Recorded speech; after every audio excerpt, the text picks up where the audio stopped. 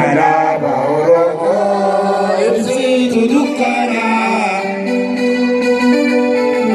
guyyaa sinabannee gabuma raabana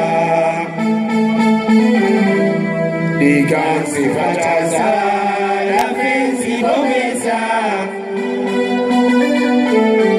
oromiyaa irratti sassuuma dhaabsisa.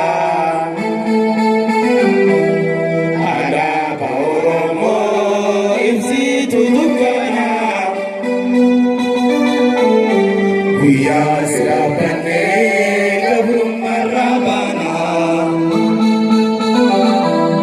baadhaa eeguuf teessaa atiis tarree galtee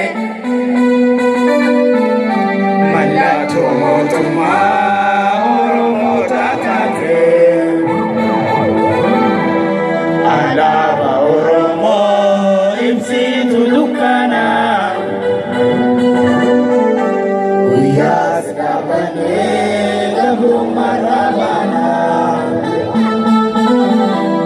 Sijaalani bunda buitoo kotaatulee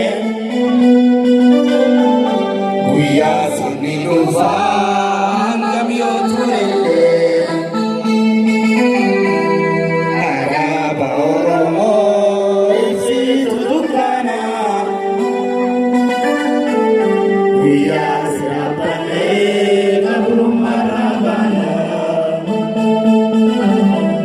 Guyyaa sinabannee gabrummaa raabana guyyaa sinabannee gabrummaa raabana.